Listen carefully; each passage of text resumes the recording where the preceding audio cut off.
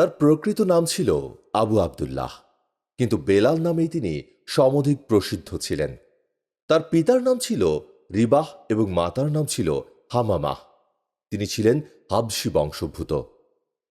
তার জন্ম হয় পবিত্র মক্কা নগরীতে। তিনি ছিলেন বংশসূত্রে গোলাম বা কৃতদাস। তার মনিবের নাম ছিল উমাইয়া বিন খালফ। পবিত্র তাওহিদের ডাকে যে 7 জন লোক সর্বাগ্রে সাড়া দিয়েছিলেন, হজরত বেলাল রাদিয়াল্লাহু তাআলা আনহু ছিলেন তাদের মধ্যে অন্যতম। আর এ অপরাধের কারণেই দুরাচার মনিব উমাইয়া তাকে উত্তপ্ত পাথরের ওপরে উপুড় করে শুইয়ে রাখত। তদুপরি চলত নির্মম প্রহার। আবার কখনো কখনো গলায় রশি লাগিয়ে উশৃঙ্খল বালকদের হাতে তুলে দেয়া হতো। তারা এমন জোরে রশি ধরে টানত যে তার দম বন্ধ হয়ে আসত। কিন্তু তাওহীদের অমীয় সুধা তার দেহ মন ও সর্বাঙ্গে এমনভাবে পরিবেষ্টন করে রেখেছিল যে শত যন্ত্রণায় তা বিচ্ছিন্ন হতো না। দুষ্ট আবু জেহেল তাকে উত্তপ্ত কঙ্করের ওপর উপুড় করে শুইয়ে দিয়ে পিঠের ওপরে রেখে দিত ভারী প্রস্তর খণ্ড। অতঃপর সূর্যের প্রচণ্ড তাপে যখন মরুভূমিতে আগুনের ফুলকি ছড়িয়ে থাকত, তখন সে জিজ্ঞেস করত, হে বেলাল, এখনো কি মোহাম্মদের আল্লাহর নেশা টুটেনি? সত্যের জন্য প্রাণ উৎসর্গকারী বেলাল রাদিয়াল্লাহু তাআলা আনহু এর ধৈর্য ছিল অপরিসীম। তিনি তখনও অকপটে বলতেন, আহাদ আহাদ, আল্লাহ এক, আল্লাহ এক। দয়াদ্র চিত্র হজরত আবু বকর সিদ্দিক রাদিয়াল্লাহু তাআলা আনহু একদিন এমনই অবস্থা স্বচক্ষে দেখতে পেয়ে হজরত বেলাল রাদিয়াল্লাহু তাআলা আনহুকে ক্রয় করে আজাদ করে দিলেন। হজরত বেলাল রাদিয়াল্লাহু তাআলা আনহুর কণ্ঠস্বর ছিল বড় মধুর এবং প্রাণস্পর্শী। অতঃপর পবিত্র মদিনায় যখন মসজিদে নববী নির্মিত হল এবং 5 বার নামাজের ব্যবস্থা কায়েম হল, তখন তাকে মুয়াজ্জিন নিযুক্ত করা হয়। ইসলামের প্রথম মুয়াজ্জিন ছিলেন হজরত বেলাল রাদিয়াল্লাহু তাআলা আনহু। হজরত বেলাল রাদিয়াল্লাহু তাআলা আনহু অন্যান্য গোলামদের মতোই প্রতিপালিত হয়েছিলেন উমাইয়ার ঘরে, যদিও তিনি উমাইয়ার কৃতদাস ছিলেন না। তার পিতামাতা তাকে নিয়ে এসেছিলেন এখানে। গোলাম ও বান্দির সন্তান হিসেবেই তিনি উমাইয়ার গোলাম রূপে জীবনযাপন করেছিলেন। উমাইয়া ছিল মক্কার সর্বশ্রেষ্ঠ খোদাদ্রোহীদের অন্যতম। তদুপরি তার মতো নিষ্ঠুর নির্মম পাষণ্ড নরপশু মক্কায় খুব কমই ছিল। যদিও মক্কায় প্রত্যেকটি লোকই অসাক্ষাতে তার নিষ্ঠুরতা ও নির্মমতার সমালোচনা করত, তবুও তার সামনে দাঁড়িয়ে তার কথার বা কাজের কোনরূপ প্রতিবাদ বা সমালোচনা করার সাহস ছিল না কারোরই। এহেন প্রভাবশালী ও নির্মম লোকের গোলাম ছিলেন হজরত বেলাল রাদিয়াল্লাহু তাআলা আনহু। হজরত বেলাল রাদিয়াল্লাহু তাআলা আনহু এবং তার মতো আরও 2-4 জন যুবক গোলাম বুদ্ধি বিবেচনায় ও ব্যবসা বাণিজ্যে কোনো কিছুতেই তাদের প্রভুদের অপেক্ষা পেছনে ছিল না। তবুও তারা ছিল গোলাম, এবং শুধুমাত্র এ অপরাধেই তাদের প্রভুরা তাদের উপরে চালাত নির্মম ও নিষ্ঠুর নির্যাতন। একদিন হজরত বেলাল রাদিয়াল্লাহু তাআলা আনহু এক সুযোগ মুহূর্তে আম্মার ইবনে ইয়াসির রাদিয়াল্লাহু তাআলা আনহু নামক তার জনৈক বন্ধুর সাথে মিলিত হলেন। অনেকক্ষণ যাবৎ অনেক কথাবার্তা ও আলোচনা হলো দুই বন্ধুর মধ্যে।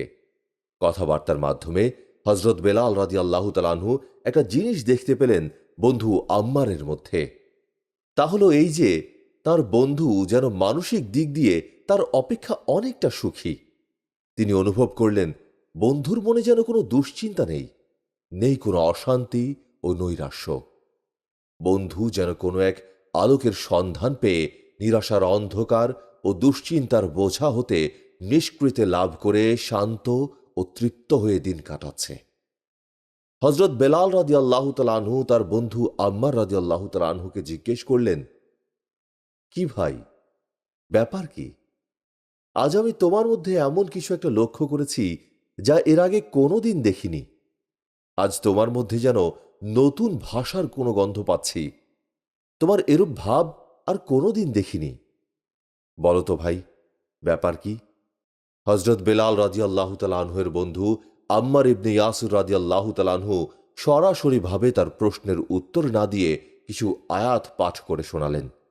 কালামগুলো শোনার সাথে সাথেই হযরত বেলাল রাদিয়াল্লাহু তাআলা আনহুর মুখমণ্ডল বিবর্ণ হয়ে গেল। কি জানি কেন তার শরীরের প্রতিটি লোমকূপে শিহরণ জাগল, সর্বাঙ্গ তার থরথর করে কাঁপতে লাগল। তার সর্বাঙ্গ কি জানি কেন অবশ হয়ে আসতে লাগল এবং শরীর থেকে ঘাম ঝরতে লাগল। কিছুক্ষণ পরে তিনি একটু প্রকৃতস্থ হয়ে বন্ধুকে বললেন, থামলে কেন ভাই? আবার পড়ো, আবার পড়ে শোনাও আমাকে ওই অমূল্য কথাগুলো। তোমার এই অশ্রুতপূর্ব কথাগুলোর আকর্ষণে অভিভূত হওয়ায় আমি ভালো করে কিছুই বুঝতে পারিনি। বন্ধু আম্মার রাদিয়াল্লাহু তাআলা আনহু আবার পড়লেন পবিত্র কোরআনের সেই আয়াতগুলো। হযরত বেলাল রাদিয়াল্লাহু তাআলা আনহুও তার সাথে সাথে উচ্চারণ করতে লাগলেন ওই পবিত্র কালাম। এরপর হযরত বেলাল রাদিয়াল্লাহু তাআলা আনহু আম্মার রাদিয়াল্লাহু তাআলা আনহুকে জিজ্ঞেস করলেন, এই কথাগুলো তুমি কোথায় শিখলে? এটি তো তোমার নিজের বানানো কথা হতে পারে না। অন্য কোনো মানুষের পক্ষেও সম্ভব নয় এরূপ মূল্যবান কথা রচনা করা। এমন আশ্চর্য ধরনের কথা আমাকে শেখাতে হবে। কোথা থেকে শিখেছ তুমি এগুলো? বন্ধু আম্মার রাদিয়াল্লাহু তাআলা আনহু উত্তর করলেন, হ্যাঁ হ্যাঁ, নিশ্চয়ই শেখাবো তোমাকে। এ ধরনের বাক্য শিক্ষা করতে হলে চলো তুমি আমার সাথে আলামিনের কাছে। তিনিই আমাদেরকে এ ধরনের আরো বহু কালাম শিক্ষা দিয়েছেন। কিন্তু খুব সাবধানে, এগুলো সত্যই কোনো মানুষের রচিত নয়। এটি আসমান থেকে তার কাছে এসে থাকে। এটি আল্লাহর কালাম, তিনি যে আল্লাহর নবী। হযরত বেলাল রাদিয়াল্লাহু তাআলা আনহু বললেন, হ্যাঁ ভাই, আমি একবার মাত্র শুনে বুঝতে পেরেছি যে এটি কোনো মানুষের কথা নয়। চলো ভাই, আমাকে এখনই আলামিনের কাছে নিয়ে চলো। আম্মার রাদিয়াল্লাহু তাআলা আনহু হযরত বেলাল রাদিয়াল্লাহু তাআলা আনহুকে সেখানে নিয়ে গেলেন এবং হযরত বেলাল রাদিয়াল্লাহু তাআলা আনহু ইসলাম গ্রহণ করলেন। তার মনিব কোনো একভাবে জানতে পারল যে হযরত বেলাল রাদিয়াল্লাহু তাআলা আনহু ইসলাম গ্রহণ করে ফেলেছে। পরদিন হযরত বেলাল রাদিয়াল্লাহু তাআলা আনহুর মনিব উমাইয়া কুরাইশদের জনসভায় উপস্থিত হয়ে বলল, হে কুরাইশ বন্ধুরা, আগামীকাল যদি তোমরা আমার বাড়িতে একবার যাও তবে এক আশ্চর্য দৃশ্য দেখতে পাবে। আমার কৃতদাস বেলাল ইবনে রেবাহ বেদিন হয়ে মুহাম্মাদের নতুন ধর্ম গ্রহণ করেছে। তাদের দেবদেবীর পূজা করার পরিবর্তে ইসলাম ধর্ম গ্রহণ করার কারণে হযরত বেলাল রাদিয়াল্লাহু তাআলা আনহুর উপর নেমে আসে অকথ্য নির্যাতন। এক স্থানে একটা গর্ত করে তা পানিতে পূর্ণ করে রাখা হয়েছে, আরেক স্থানে একটা আগুনের কুণ্ড তৈরি করে রাখা হয়েছে, তাতে দাউ দাউ করে আগুন জ্বলছে। কয়েকজন লোক তাতে বল্লম ও তলোয়ারের অগ্রভাগ পুড়িয়ে লাল করছে। অপর পাশে হাত পা বাঁধা অবস্থায় হযরত বেলাল রাদিয়াল্লাহু তাআলা আনহু পড়ে রয়েছে। তার মুখে তখনও একটানা আল্লাহর নাম উচ্চারিত হচ্ছে, লা ইলাহা ইল্লাল্লাহু মুহাম্মাদুর রাসূলুল্লাহ। উমাইয়া তা শুনেই হিতাহিত জ্ঞানশূন্য হয়ে তার দেহে এলোপাথারিভাবে কোড়া মারতে লাগল। তার সহচররা উত্তপ্ত লৌহাস্ত্র দিয়ে শরীরের বিভিন্ন স্থানে দাগ দিতে লাগল। আবু জেহেল বলল, হতভাগা, এখনো আমাদের দেবদেবীর নাম মুখে উচ্চারণ করো, তাদেরকে ডাকো, এখনই তোমার প্রতি অত্যাচার বন্ধ করে দেয়া হবে। হযরত বেলাল রাদিয়াল্লাহু তাআলা আনহু সেই কথার কোনো উত্তর না দিয়ে অনবরত মুখে উচ্চারণ করতে লাগলেন, আহাদুন আহাদ আনতা আহাদ। এতে আবু জেহেলের রাগ চরমে উঠল। হযরত বেলাল রাদিয়াল্লাহু তাআলা আনহু যেন তার কোনো কথাই শুনতে পেলেন না। এমনই ভাবে তিনি এক মনে পাঠ করতে লাগলেন, লা ইলাহা ইল্লাল্লাহু মুহাম্মাদুর রাসূলুল্লাহ সাল্লাল্লাহু আলাইহি ওয়াসাল্লাম। এভাবে দিনের পর দিন হযরত বেলাল রাদিয়াল্লাহু তাআলা আনহুর উপর অকথ্য নির্যাতন চালানো হয়। তাকে ঠিকমতো খাবার এবং পানীয় দেয়া হতো না। বদ্ধ এবং দুর্গন্ধযুক্ত একটি কুঠুরিতে রাখা হয়, যেখানে আলো ও বাতাস প্রবেশের কোনো সুযোগ ছিল না। হযরত বেলাল রাদিয়াল্লাহু তাআলা আনহুর ঈমানের বল পরীক্ষা করা বোধহয় শেষ হয়ে এসেছিল এবং তার মুক্তির দিনও বোধহয় নিকটবর্তী হয়ে এসেছিল। সেজন্যই এবারের নির্যাতন তার মনে বিষাদের পরিবর্তে তাকে যেন আনন্দই দিচ্ছিল। তা তার মুখমণ্ডল দেখেই বুঝতে পারা যাচ্ছিল। তার মুখমণ্ডলে যেন এক অপূর্ব স্বর্গীয় আনন্দ ফুটে উঠেছিল। দ্বীপ্রহরকালে প্রচণ্ড সূর্যের প্রখর কিরণে উত্তপ্ত বালুকা রাশির ওপরে হজরত বেলাল রাদিয়াল্লাহু তাআলা আনহুকে চিৎ করে ফেলে তার বুকে একখানা ভারী পাথর চাপিয়ে রাখা হয়েছিল এবং সে অবস্থায় তিনি উচ্চস্বরে পাঠ করছিলেন, লা ইলাহা ইল্লাল্লাহু মুহাম্মাদুর রাসূলুল্লাহ সাল্লাল্লাহু আলাইহি সাল্লাম। রসুল সাল্লাল্লাহু আলাইহি সাল্লাম আগেই হজরত বেলালের প্রতি উমাইয়ার অমানুষিক অত্যাচারের কথা শ্রবণ করেছিলেন, কিন্তু তা যে এত অধিক নির্মম ও নিষ্ঠুর ছিল তা তিনি ভাবতেও পারেননি। সেদিন কিছু সংখ্যক সাহাবা এসে রসুল সাল্লাল্লাহু আলাইহি সাল্লামের কাছে আরজ করলেন, ইয়া রাসূলুল্লাহ সাল্লাল্লাহু আলাইহি সাল্লাম, আমরা উমাইয়ার বাড়ির কাজ দিয়ে গমন করার সময় হজরত বেলাল রাদিয়াল্লাহু তাআলা আনহুর প্রতি উমাইয়ার নিষ্ঠুর আচরণ দেখে অত্যন্ত মর্মাহত হয়েছি। তার প্রতি অত্যাচার করতে করতে কুরাইশ যুবকরা শ্রান্ত ও ক্লান্ত হয়ে পড়েছিল। তাকে একবার কোড়া মেরে সর্বাঙ্গ ক্ষতবিক্ষত করে দিয়েছে। তদুপরি বর্ষা ও তলোয়ারের অগ্রভাগ উত্তপ্ত করে তা দিয়ে খুঁচিয়ে দেহটা আরও ছিন্ন ভিন্ন করেছে। ক্ষতস্থানসমূহে লবণ মাখিয়ে যন্ত্রণা আরও বৃদ্ধি করে দিয়েছে।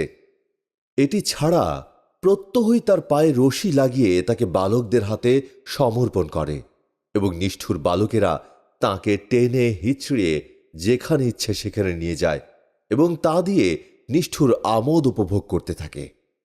রাতে হাত পা বাঁধা অবস্থায় তাকে একটা দুর্গন্ধময় ও আলো বায়ুবিহীন অন্ধকার কুঠুরিতে আবদ্ধ করে রাখে এবং তাকে কিছুই পানাহার করতে দেয় না।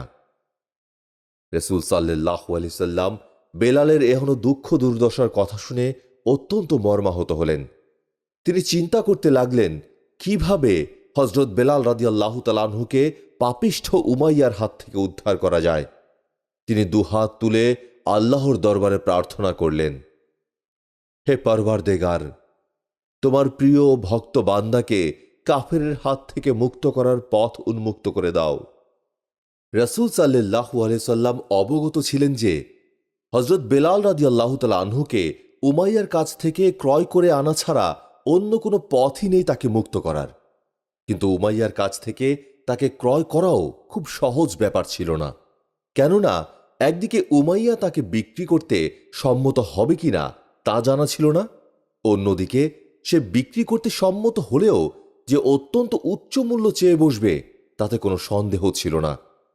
কিন্তু তাকে ক্রয় করার মতো অর্থ সংস্থান কোথায়, এসব চিন্তা করেই রাসূল সাল্লাল্লাহু আলাইহি সাল্লাম নিতান্তই ব্যাকুল হয়ে উঠলেন। পরদিন মুসলমানরা তার ঘরে আগমন করলে তিনি সকলকে লক্ষ্য করে বেলাল রাদিয়াল্লাহু তাআলা আনহুর দুঃখ দুর্দশার কথা ও তাকে মুক্ত করার প্রয়োজনের কথা বললেন। বলা বাহুল্য যে তখন মুসলমানদের সংখ্যা মাত্র 10-12 জনের বেশি ছিল না। আবার তাদের মধ্যে হজরত আবু বকর সিদ্দিক রাদিয়াল্লাহু তাআলা আনহু ব্যতীত অন্য কারোই অর্থ সংস্থান ছিল না। হজরত ওসমানের পিতামাতার যদিও যথেষ্ট ধন দৌলত ছিল, কিন্তু তিনি নিজেই ইসলাম গ্রহণ করার অপরাধে তার চাচার হাতে অশেষ নির্যাতন ভোগ করেছিলেন। রাসূল পাক সাল্লাল্লাহু আলাইহি সাল্লাম তার সহচরদেরকে বললেন, তোমরা যদি বেলালকে নিষ্ঠুর উমাইয়ার হাত থেকে মুক্ত করে আনার কোনো উপায় করতে পারতে তবে আমি অত্যন্ত আনন্দিত ও নিশ্চিন্ত হতাম। বেলালের প্রতি অমানসিক অত্যাচারের কথা শোনার পর থেকে আমার মনে বিন্দুমাত্র শান্তি নেই এবং চিন্তার অবধি নেই। অবশ্য এ কথা আমার অজানা নেই যে তাকে মুক্ত করে আনতে হলে যে প্রচুর টাকার প্রয়োজন, তার ব্যবস্থা করা তোমাদের কারো পক্ষেই সম্ভব নয়। তবু আমি এ কথাটি এজন্য জানিয়ে রাখলাম যে যদি কখনো তোমরা কোনো সুযোগে কাজটা করতে পারো এ উদ্দেশ্যে। হজরত আবু বকর সিদ্দিক রাদিয়াল্লাহু তাআলা আনহু কাছেই বসেছিলেন। তিনি রাসূল সাল্লাল্লাহু আলাইহি সাল্লামের বেদনা ভরা কথাগুলো শুনলেন এবং তার পবিত্র মুখের দিকে তাকিয়ে তিনি নিজেও অত্যন্ত মর্মাহত হলেন। তিনি দেখতে পেলেন যে মহানবী হজরত মুহাম্মদ সাল্লাল্লাহু আলাইহি সাল্লামের মুখখানা যেন কালিমায় আচ্ছন্ন হয়ে গেছে এবং তার চোখ দুটি ছলছল করছে। হজরত আবু বকর সিদ্দিক রাদিয়াল্লাহু তাআলা আনহু রাসূল সাল্লাল্লাহু আলাইহি সাল্লামের এহেন অবস্থা দেখে আর স্থির থাকতে পারলেন না। তিনি তখনই মনে মনে স্থির করলেন যেমন করেই হোক তিনি বেলাল রাদিয়াল্লাহু তাআলা আনহুকে মুক্ত করে এনে রাসূল সাল্লাল্লাহু আলাইহি সাল্লামের মুখে হাসি ফোটাবেন, তার মনের ব্যথা দূর করবেন। হজরত আবু বকর সিদ্দিক রাদিয়াল্লাহু তাআলা আনহু রাসূল পাক সাল্লাল্লাহু আলাইহি সাল্লামকে সম্বোধন করে বললেন, ইয়া রাসূলাল্লাহ সাল্লাল্লাহু আলাইহি সাল্লাম, আপনি দোয়া করুন, আমি যে কোনো প্রকারেই হোক বেলালকে মুক্ত করে আনব। রাসূল সাল্লাল্লাহু আলাইহি সাল্লাম তার প্রতিশ্রুতি শুনে অত্যন্ত আনন্দিত হয়ে বললেন, হে আবু বকর, আল্লাহ তাআলা তোমার সদিচ্ছা পূর্ণ করুন। হজরত বেলাল রাদিয়াল্লাহু তাআলা আনহুর প্রভু উমাইয়া ইবনে খালফ হজরত বেলালকে নানাভাবে শাস্তি দিতে দিতে শ্রান্ত ও বিরক্ত হয়ে বলল, বেলাল, তোকে যেভাবে মারপিট করা হচ্ছে তা দেখলে আমাদের শরীরও শিহরিয়ে ওঠে। তুই বরং একটিবার আমাদের দেবদেবীর প্রশংসা কর, আমি তোর প্রতি শাস্তি প্রদান করা বন্ধ করে দেব। হজরত বেলাল রাদিয়াল্লাহু তাআলা আনহু উত্তর করলেন, আমার মন ও প্রাণ কখনোই এ নির্দেশ মানবে না, সে কিছুতেই আমার কথা শুনবে না। এ কথা বলেই তিনি আবার একটানাভাবে কালেমা তাইয়্যিবা পাঠ করতে লাগলেন। উমাইয়ার সহচরেরা হজরত বেলালের মুখে কালেমা পাঠ শুনে রাগে অগ্নিশর্মা হয়ে তার মুখে এমন জোরে আঘাত করল যে মুখের খানিকটা কেটে রক্তে মুখমণ্ডল রঞ্জিত হয়ে গেল। তবুও তিনি কালেমা পাঠ করা ছাড়লেন না। এবারে উমাইয়া তার হস্তচিত চাবুক দিয়ে আবার এলোপাথারিভাবে হজরত বেলালের সর্বাঙ্গে আঘাত করতে লাগল। ঠিক এমন সময় হজরত আবু বকর সিদ্দিক রাদিয়াল্লাহু তাআলা আনহু সেখানে উপস্থিত হয়ে বললেন, হে উমাইয়া, এ লোকটি তোমার গোলাম হলেও সেও তো আমাদের মতোই মানুষ। মানুষ হয়ে কোনো মানুষকে এমন নির্দয়ভাবে প্রহার করা উচিত? উমাইয়া পূর্বে হজরত আবু বকর সিদ্দিক রাদিয়াল্লাহু তাআলা আনহুকে বিশেষ সম্মান করে কথা বলতো, কিন্তু ইসলাম গ্রহণ করার পর থেকে সেও হজরত আবু বকর সিদ্দিক রাদিয়াল্লাহু তাআলা আনহুকে তেমন গ্রাহ্য করে না। সে হজরত আবু বকরের কথার উত্তরে বলল, তাতে তোমার এত মাথা ব্যথা কেন? কে তোমাকে আমার গোলামের সপক্ষে দালালি করতে রেখেছে? হজরত আবু বকর সিদ্দিক রাদিয়াল্লাহু তাআলা আনহু তার কথায় রাগান্বিত না হয়ে বেশ ধীরে সুস্থে বললেন, তোমার গোলাম হওয়ার আগে থেকেই সে আল্লাহর গোলাম। হে উমাইয়া, চিন্তা করে দেখো, তাকে এরূপভাবে মারপিট করে হত্যা করে ফেললে তুমি আল্লাহর কাছে তো অপরাধী হবেই, তাছাড়া তোমার নিজের একটা সম্পদও তো নষ্ট হবে। নিজের সম্পদ নিজে নষ্ট বা ধ্বংস করা কোনো বুদ্ধিমানের কাজ নয়, বরং আমি তোমাকে একটা উত্তম পন্থা বলে দিচ্ছি। উমাইয়া জিজ্ঞেস করল, কি সেই উত্তম পন্থা? হজরত আবু বকর সিদ্দিক রাদিয়াল্লাহু তাআলা আনহু বললেন, তুমি তাকে আমার কাছে বিক্রয় করো, আমি তাকে উপযুক্ত মূল্যে কিনে নেব। বলো, তুমি তার দাম কত চাও? এ কথা শুনে উমাইয়া একেবারে তেলে বেগুনে জ্বলে উঠল। সে বলল, না, আমি তাকে কিছুতেই বিক্রি করব না, বরং ও নতুন ধর্ম ত্যাগ না করা পর্যন্ত আমি তাকে এভাবেই শাস্তি দিতে থাকব। আমি তাকে একেবারে মেরে ফেলব না, মরতেও দেব না, তাকে আমি বিক্রয়ও করব না। কি করব আমি তাকে বিক্রয় করা অর্থ দিয়ে? আমার কি অর্থের অভাব আছে নাকি? তাকে আমি জীবন্ত কবর দেব, তবুও বিক্রয় করব না। তাকে বিক্রয় করার মানেই তার জেদের কাছে আমার পরাজয় স্বীকার করা। না না, উমাইয়া কখনোই তার গোলামের কাছে পরাজয় স্বীকার করবে না। হজরত আবু বকর সিদ্দিক রাদিয়াল্লাহু তাআলা আনহু তাকে বললেন, তাকে দিয়ে যখন তোমার সংসারের কোনো কাজই হচ্ছে না, তখন তাকে রেখে তোমার লাভ কি? তাকে কষ্ট দিয়ে মেরে ফেললেও তো তোমার কোনো লাভ হচ্ছে না। আর তুমি যে তার কাছে পরাজয় স্বীকার করার কথা বলছো, ও যদি নিজের জেদ বজায় রাখতে গিয়ে মরে যায়, তবেও তো সে একই কথা হলো। মরে গেলেও তো লোকে বলবে যে উমাইয়ার গোলাম নিজের জেদ বজায় রাখতে গিয়ে জীবন বিসর্জন দিয়েছে, তবুও পরাজয় স্বীকার করেনি। তার চেয়ে বরং তুমি তাকে বিক্রি করে একটা ভালো গোলাম কিনে নাও। উমাইয়া আগের মতোই উত্তর করল, না, আমি কিছুতেই তাকে বিক্রি করব না। তুমি অযথা আমাকে এ বিষয়ে অনুরোধ করো না। যদিও আমি তোমাকে বিশেষ শ্রদ্ধার চোখেই দেখি, কিন্তু আমি তোমার এই অনুরোধ রক্ষা করতে পারব না। যদি সত্যি সে আমার কথা না শোনে, তবে আমি তাকে তিলে তিলে মেরে ফেলব। তার মতো একটা গোলাম মরে গেলে তাতে উমাইয়ার কোনোই ক্ষতি হবে না। হজরত আবু বকর সিদ্দিক রাদিয়াল্লাহু তাআলা আনহু বুঝলেন ব্যাপারটা খুব সহজ নয়, সহজে তাকে সম্মত করানো যাবে না। আবার তাকে এই বিষয়ে চটানোও যাবে না। বরং খুব সাবধানে কথা না বললে ফল বিপরীত দাঁড়াতে পারে। সেজন্যই তিনি বেশ নরম সুরে বললেন, ভাই উমাইয়া, আমার একটি গোলামের বিশেষ প্রয়োজন ছিল। আমি শুনতে পেলাম যে তোমার গোলাম বেলালকে নিয়ে তুমি খুবই বিব্রত হয়ে পড়েছ। তা দিয়ে তোমার সংসারের কোনো কাজকর্মই হচ্ছে না। সেই জন্যই আমি এরূপ ধারণা করে এসেছিলাম যে তুমি যদি তাকে আমার কাছে বিক্রি করে দাও, আমি একটা গোলামও পেয়ে গেলাম, আর তোমার উপকারও হলো। উমাইয়ার সে একই কথা। সে আপন প্রতিজ্ঞায় অটল ও অবিচল। সে আবার উত্তর করল, না ভাই, আমি তাকে কিছুতেই বিক্রয় করব না। আমি হয় তাকে বশে আনব, আর না হয় তাকে তিলে তিলে শাস্তি দিয়ে তাকে একেবারে নিঃশেষ করে ফেলব। উমাইয়ার কথায় হজরত আবু বকর সিদ্দিক রাদিয়াল্লাহু তাআলা আনহু অত্যন্ত হতাশ ও চিন্তিত হয়ে সেদিনকার মতো ঘরে ফিরলেন। তিনি সারা রাত চিন্তা করে কাটালেন কি উপায়ে বেলালকে মুক্ত করা যায়। যে কোনো উপায়েই হোক তাকে মুক্ত করতেই হবে। আমি যে রাসূল সাল্লাল্লাহু আলাইহি সাল্লামের কাছে কথা দিয়ে এসেছি, যে কোনো উপায়েই হোক আমি বেলালকে মুক্ত করে আনব। এখন তাকে মুক্ত করে না নিয়ে গেলে কিভাবে আমি রাসূল সাল্লাল্লাহু আলাইহি সাল্লামকে মুখ দেখাবো? তারপর একটা পন্থা তার মনে উদয় হলো। পরদিন প্রত্যুষে উঠে হজরত আবু বকর সিদ্দিক রাদিয়াল্লাহু তাআলা আনহু হজরত আব্বাসের সাথে সাক্ষাৎ করলেন। হজরত আব্বাস তখনও ইসলাম গ্রহণ করেননি। তিনি মুসলমানদের প্রতি কোনোভাবে বিদ্বেষ ভাবও পোষণ করতেন না।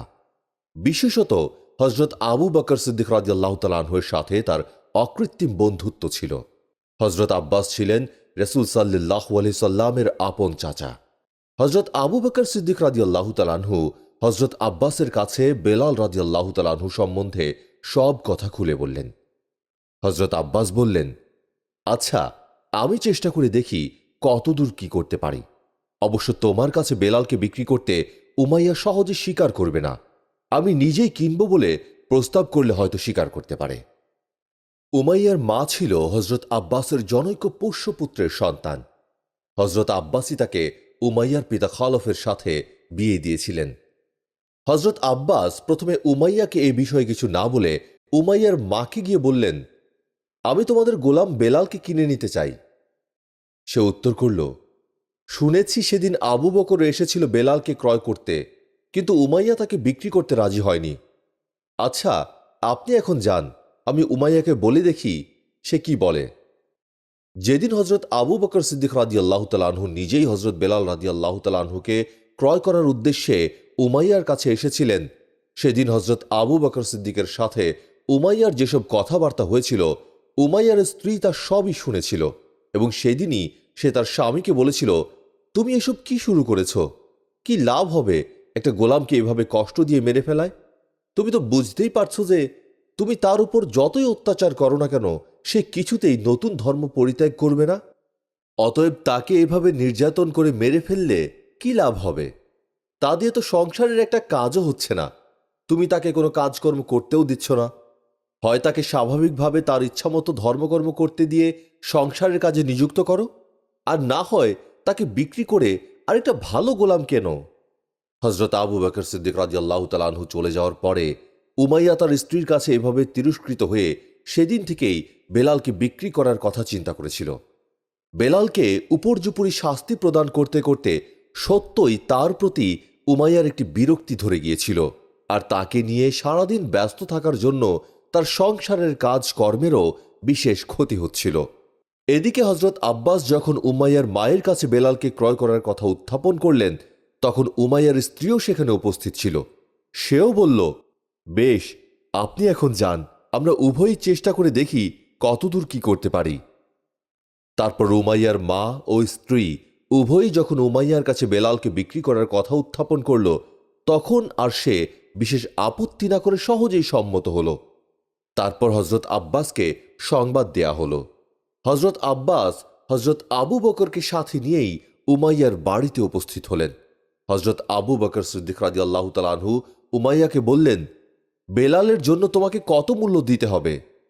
উমাইয়া উত্তর করল, তার জন্য মূল্য আমি খুব বেশি চাইতাম, কারণ তার মতো বুদ্ধিমান ও কর্মঠ গোলাম সমগ্র মক্কায় আর একটাও খুঁজে পাওয়া যাবে না। সত্য বলতে কি, নতুন ধর্ম গ্রহণ করার পূর্ব পর্যন্ত সে একাই 10টি গোলামের কাজ করত এবং তাকে কখনো কোনো কাজের কথা বানিয়ে বলার প্রয়োজন হতো না। কিন্তু বর্তমানেও আমার নিতান্তই অবাধ্য। সেজন্য তার প্রতি আমার একটা বিরক্তি এসেছে।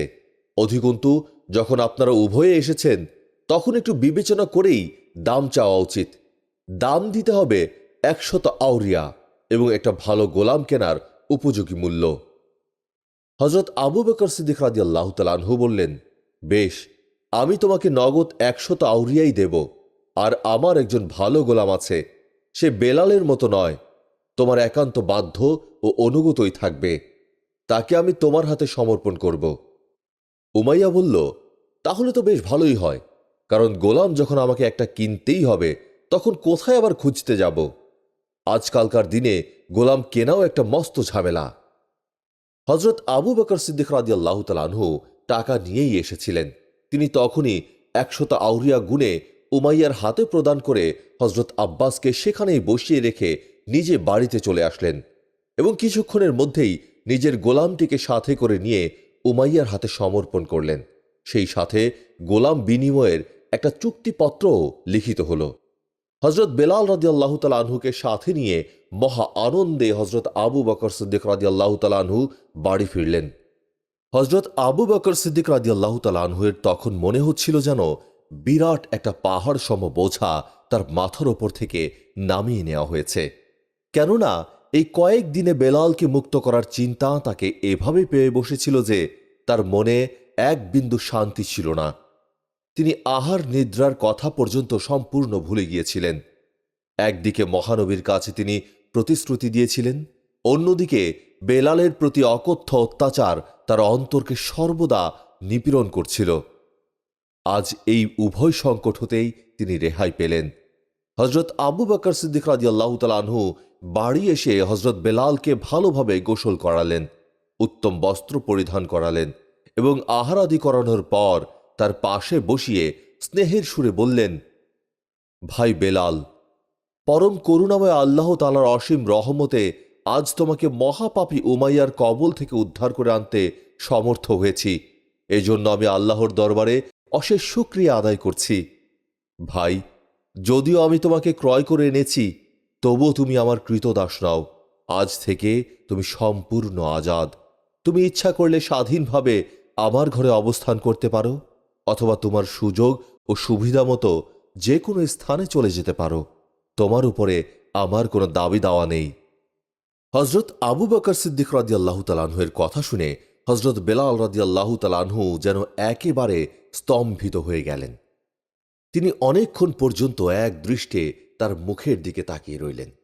তার দু চোখ থেকে টপ টপ করে কৃতজ্ঞতার অশ্রু গড়িয়ে পড়তে লাগল। অধিক স্বাধীনতা পাওয়া সত্ত্বেও হযরত বেলালের মনে যেন কোনো শান্তি ছিল না। তিনি সব সময় কেমন যেন একটা অশান্তি ও উদ্বিগ্নতার মধ্যে কাল যাপন করছিলেন। তার মনে সর্বদা একটা চিন্তা থাকত, ঘরের কাজকর্ম নিয়ে কেউ না আবার তাকে কিছু বলে।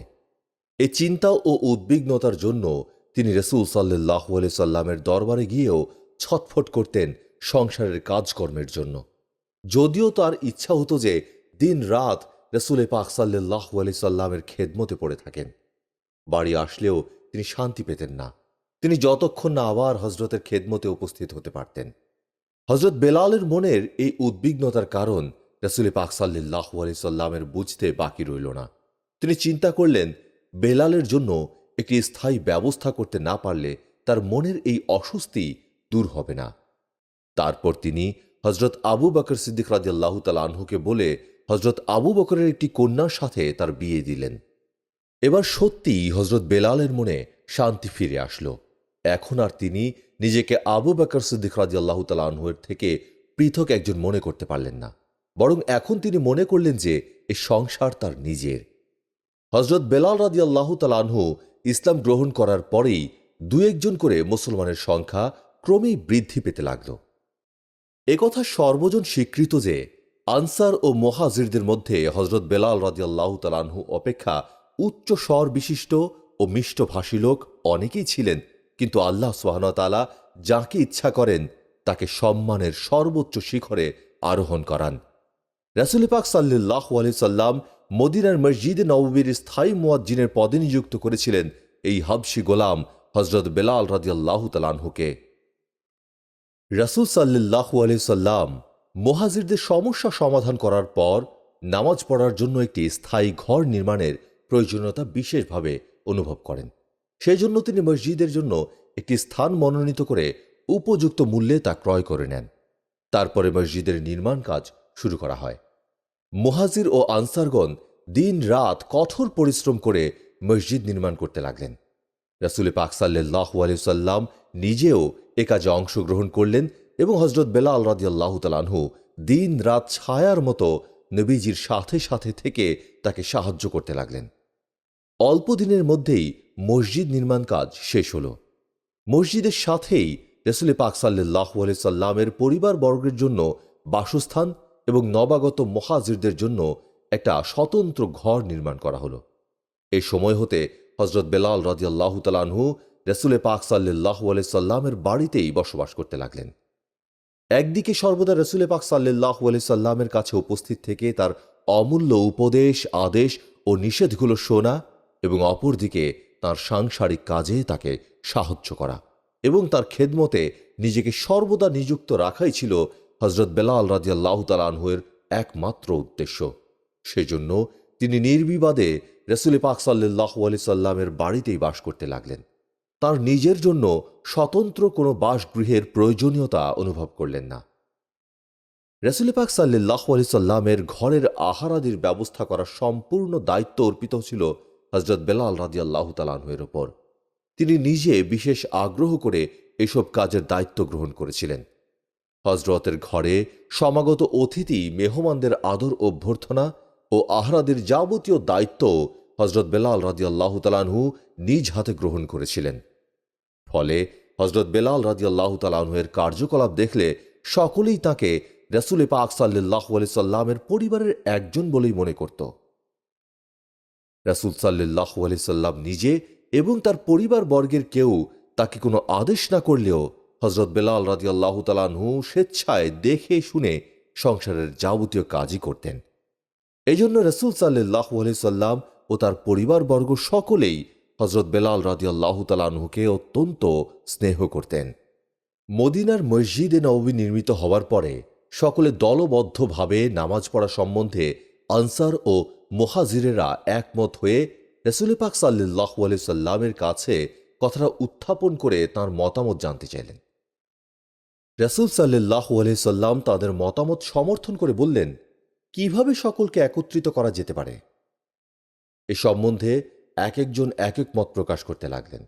কেউ বললেন ঘণ্টা বাজিয়ে সকলকে নামাজের জন্য আহ্বান করা হোক, কেউ বললেন নামাজের সময় পতাকা উত্তোলন করা হোক, কেউ বললেন অগ্নি প্রজ্বলিত করা হোক, কেউ বললেন শিঙ্গা বাজিয়ে সকলকে আহ্বান করা হোক। কিন্তু তাঁদের কোনো প্রস্তাবই রাসূল পাক সাল্লাল্লাহু আলাইহি সাল্লামের বিশেষ পছন্দ হল না। তবুও তিনি নিজের অনিচ্ছা সত্ত্বেও ঘণ্টা বাজিয়ে মুসলিমদেরকে আহ্বান করতে আদেশ দিলেন। অথচ সেই আদেশ কার্যকরী হওয়ার পূর্বেই আল্লাহর ইচ্ছায় আজান দেওয়ার প্রথা প্রবর্তিত হল। আজানের প্রবর্তন সম্বন্ধে সুবিখ্যাত সাহাবী হযরত আব্দুল্লাহ ইবনে যায়েদ রাদিয়াল্লাহু তাআলা আনহু বলেছেন, রাসূল পাক সাল্লাল্লাহু আলাইহি সাল্লাম যখন ঘণ্টা ধ্বনি দিয়ে লোকদের নামাজের জন্য আহ্বান করতে আদেশ দিলেন, সেই রাতে নিদ্রিত অবস্থায় আমি স্বপ্নে দেখলাম এক ব্যক্তির হাতে একটা ঘণ্টা রয়েছে। আমি তাকে বললাম, হে আল্লাহর বান্দা, আপনি কি ঘণ্টাটি বিক্রি করবেন?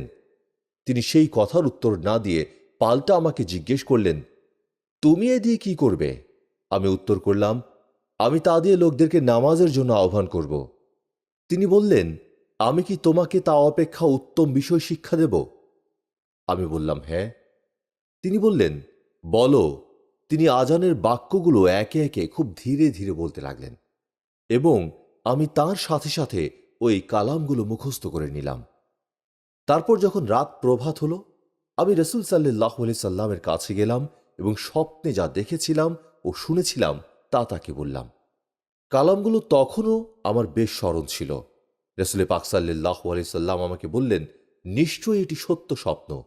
তুমি বেলালের কাছে যাও এবং যা শুনেছ তা অবিকল বেলালকে শিখিয়ে দাও, যেন সে তা উচ্চারণ করে মুসল্লিদেরকে আহ্বান করতে পারে। যেহেতু তার গলার স্বর তোমার অপেক্ষা অনেক উচ্চ। তারপর আমি বেলালের কাছে গিয়ে তাকে আজানের কালামগুলো শিখিয়ে দিলাম। তিনি মসজিদে এসে আজান দিলেন। হজরত ওমর ইবনে খাত্তাব রাদিয়াল্লাহু তাআলা আনহু সেদিন বাড়িতেই ছিলেন এবং তিনি তখনও শয্যা ত্যাগ করেননি। তিনি শয্যায় শয়ন করেই বেলালের আজান শুনলেন। তিনি তৎক্ষণাৎ উঠে চাদরখানা দিয়ে দেহ আবৃত করে দ্রুত বের হয়ে আসলেন এবং রসুল পাক সাল্লাল্লাহু আলাইহি সাল্লামের কাছে উপস্থিত হয়ে বললেন, ইয়া রাসূলুল্লাহ সাল্লাল্লাহু আলাইহি সাল্লাম, যিনি আপনাকে সত্য নবী রূপে প্রেরণ করেছেন তার কসম, নিশ্চয়ই আব্দুল্লাহ ইবনে জায়েদকে যা স্বপ্নে দেখানো হয়েছে আমিও ঠিক তাই স্বপ্নে দেখেছি এবং ওই কালামগুলো শুনেছি। আমি সাথে সাথেই তা মুখস্থ করে নিয়েছি। রাসূল পাক সাল্লাল্লাহু আলাইহি সাল্লামের আদেশে সেদিন থেকেই হযরত বেলাল রাদিয়াল্লাহু তাআলা আনহু মসজিদে নববীর স্থায়ী মুয়াজ্জিন নিযুক্ত হলেন। তার গলার আওয়াজ ছিল অত্যন্ত মধুর, আকর্ষণীয় এবং গুরুগম্ভীর। এটি বহুদূর পর্যন্ত পৌঁছত এবং কর্মব্যস্ত লোকদের প্রাণে নামাজের জন্য উৎসাহ ও অনুপ্রেরণা এনে দিত। তার আজান শুনে কোনো মুসলমানই নিশ্চিত হয়ে বসে থাকতে পারত না। হযরত বেলাল রাদিয়াল্লাহু তাআলা আনহু ইসলাম গ্রহণ করার পর হাজার রকমের অত্যাচার, উৎপীড়ন ও লাঞ্ছনা সহ্য করেছিলেন, তবুও তিনি ঈমান ত্যাগ করেননি। সম্ভবত এই জন্যই তার প্রতি আল্লাহ সুবহানাহু ওয়া তাআলার বিশেষ দান ছিল তার এই আকর্ষণীয়, সুমধুর ও গুরুগম্ভীর কণ্ঠস্বর। সম্ভবত রাসূল পাক সাল্লাল্লাহু আলাইহি সাল্লাম বুঝতে পেরেছিলেন যে মুসলিম জাহানের সর্বপ্রথম মুয়াজ্জিনের সুমধুর কণ্ঠস্বর তাকে দুনিয়ায় অমর করে রাখবে। সেজন্য তিনি অন্য কারো প্রতি এই দায়িত্ব অর্পণ না করে প্রথমেই হযরত বেলাল রাদিয়াল্লাহু তাআলা আনহু এর কথা বলেছিলেন। হযরত বেলাল রাদিয়াল্লাহু তাআলা আনহু যখন নিজের স্বাভাবিক গুরুগম্ভীর স্বরে আজান দিতেন, তখন সেই অপূর্ব সুমধুর সুর শুনে শ্রোতাদের অন্তরে এক অপূর্ব ভাবের উদ্রেক হতো। মুসলমানরা যখন তার আজানের সুর শুনতেন, তখন তাদের অন্তরে স্বাভাবিকভাবেই আল্লাহর দরবারে মাথা অবনত করার জন্য এক অবর্ণনীয় অনুপ্রেরণা সৃষ্টি হতো। ফলত সে সময়ে এমন কোনো মুসলমান ছিল না যে হযরত বেলাল রাদিয়াল্লাহু তাআলা আনহুর আজান শুনে মসজিদে উপস্থিত না হয়ে কোনো কাজে লিপ্ত থাকতে পারত। কেবল মুসলমানরাই নয়, হযরত বেলাল রাদিয়াল্লাহু তাআলা আনহুর আজান শুনে কাফের মুশরিকদের অন্তরেও একটা অভূতপূর্ব ত্রাসের সঞ্চার হতো, যার ফলে প্রত্যেকটি কাফের ও মুশরিকদের অন্তর দুরু দুরু করে কেঁপে উঠত। আজান দেওয়ার ব্যাপারে হযরত বেলাল রাদিয়াল্লাহু তাআলা আনহু ওয়াক্তের খুব বেশি পাবন্দি করতেন। আজান দেওয়ার পর তিনি রাসূল পাক সাল্লাল্লাহু আলাইহি সাল্লামের হুজরা শরীফের দরজায় গিয়ে হাইয়া আলাস সালাহ, হাইয়া আলাল ফালাহ, আসসালাতু ইয়া রাসূলুল্লাহ সাল্লাল্লাহু আলাইহি সাল্লাম বলে দাঁড়িয়ে থাকতেন। তারপর রাসূল সাল্লাল্লাহু আলাইহি সাল্লাম বের হয়ে এলে নামাজের স্থানে দাঁড়ালে একামত বলতেন। এভাবে হিজরি প্রথম বর্ষ থেকে শুরু করে রাসূল পাক সাল্লাল্লাহু আলাইহি সাল্লামের ইন্তেকাল পর্যন্ত সুদীর্ঘ 11 বছর হযরত বেলাল রাদিয়াল্লাহু তাআলা আনহু নিয়মিতভাবে মসজিদে নববীতে সুমধুর কণ্ঠে আজান দিয়ে রাসূল পাক সাল্লাল্লাহু আলাইহি সাল্লামের আদেশ প্রতিপালন ও ইসলামের খেদমত করে গেছেন। হযরত বেলাল রাদিয়াল্লাহু তাআলা আনহু মুয়াজ্জিন রূপে নিযুক্ত হয়ে প্রত্যহ নিয়মিতভাবে 5 ওয়াক্ত আজান দিতে লাগলেন। তার জবান সামান্য একটু তোতলা ছিল, এজন্য আজান দেওয়ার সময় কোনো কোনো শব্দ সামান্য একটু আটকে যেত। অবশ্য সেই ত্রুটি তেমন ধর্তব্য ছিল না। তবুও কিছু সংখ্যক সাহাবা হযরত বেলাল রাদিয়াল্লাহু তাআলা আনহু এর এই ত্রুটির জন্য রাসূল পাক সাল্লাল্লাহু আলাইহি সাল্লামের কাছে অভিযোগ উত্থাপন করে বললেন, ইয়া রাসূলুল্লাহ সাল্লাল্লাহু আলাইহি সাল্লাম, বেলালের জবান তোতলা, সে আজানের কালামগুলো ঠিকমতো উচ্চারণ করতে পারে না। সেজন্য বিধর্মীরা তার আজান শুনে ঠাট্টা বিদ্রুপ করে থাকে। অতএব আমাদের বিনীত আরজ এই যে বেলাল রাদিয়াল্লাহু তাআলা আনহু এর পরিবর্তে অন্য কোনো সুশিক্ষিত লোক দিয়ে আজান দেওয়ার ব্যবস্থা করলে ভালো হতো। কথাটা শুনে রাসূল পাক সাল্লাল্লাহু আলাইহি সাল্লাম কিছুটা দুঃখিত হলেন এবং নিতান্ত অনিচ্ছা সত্ত্বেও তাদেরকে বললেন, বেশ, তোমরা তোমাদের পছন্দ মতো যে কোনো একজনকে মুয়াজ্জিন নিযুক্ত করতে পারো। রাসূল সাল্লাল্লাহু আলাইহি সাল্লামের অনুমতি লাভ করে সকলে পরামর্শ করে সুযোগ্য আলেম ও সুমিষ্ট সুর বিশিষ্ট হযরত হামজাকে নতুন মুয়াজ্জিন নিযুক্ত করলেন। পরদিন ফজরের নামাজের ওয়াক্তে নতুন মুয়াজ্জিন হযরত হামজা রাদিয়াল্লাহু তাআলা আনহু অত্যন্ত বিশুদ্ধভাবে ও মধুর সুরে আজান দিলেন। সেদিন তার আজান শুনে সকলে আরও বেশি সন্তুষ্ট হলেন। আজান শুনে সকলে মসজিদে এসে সমবেত হলেন এবং সকলেই হযরত হামজার আজানের প্রশংসা করলেন। কিন্তু কি আশ্চর্য! আল্লাহর কি অপূর্ব মহিমা! সকলে মসজিদে এসে অনেকক্ষণ বসে থাকার পরেও পূর্বাকাশ পরিষ্কার হল না, বরং আরও যেন অন্ধকারে আচ্ছন্ন হয়ে আসল। সকলেই বলা বলি করতে লাগল, সময়ের অনেক আগেই আজান দেওয়া হয়েছে। কিছুক্ষণ পরে পূর্বাকাশে একটু আলোর রেখা দেখা দিল। সকলের পরামর্শে হযরত হামজা রাদিয়াল্লাহু তাআলা আনহু আবার আজান দিলেন। কিন্তু কি আশ্চর্য! এবারেও আজান দেওয়ার পরে পূর্বাকাশ আবার অন্ধকারে আচ্ছন্ন হয়ে আসলো। সকলেই বসে রইলেন। ফজরের নামাজের ওয়াক্ত আর হয় না। সকলে মনে করলেন, এবারেও সময়ের অনেক আগেই আজান দেওয়া হয়েছে। আরও ঘণ্টাখানেক অতিবাহিত হল। মুসল্লিরা সকলেই কেমন যেন অতিষ্ঠ হয়ে ছটফট করতে লাগলেন। কতক্ষণ পরে সুবহে সাদেক হয়েছে মনে করে সকলের নির্দেশে হযরত হামজা রাদিয়াল্লাহু তাআলা আনহু তৃতীয়বার আজান দিলেন। আজান দেওয়ার আগে পূর্বাকাশ যতটা পরিষ্কার বলে মনে হয়েছিল, আজান দেওয়ার পরে তা দূর হয়ে আবার ঘোর অন্ধকারে আচ্ছন্ন হয়ে আসল। রাসূল পাক সাল্লাল্লাহু আলাইহি সাল্লাম নিজেও যেন ব্যাপারটা ভালোভাবে বুঝতে পারছিলেন না।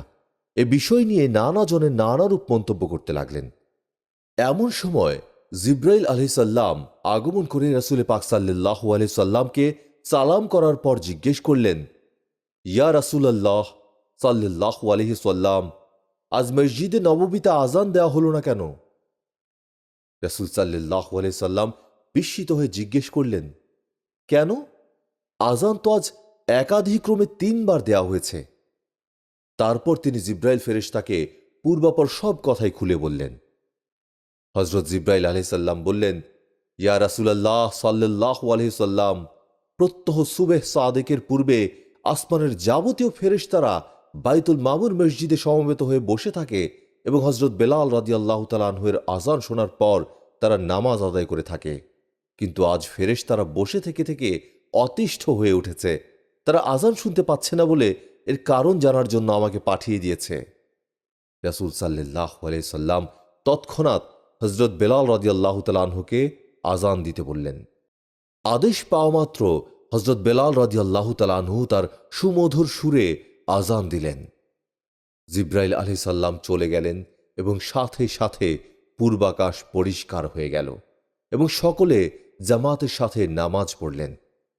নামাজ শেষে সকলে বিস্ময়ের সাথে চেয়ে দেখলেন যে সূর্য প্রায় ১ প্রহরের স্থানে উদিত হয়েছে। সকলেই এর কারণ জিজ্ঞেস করলেন।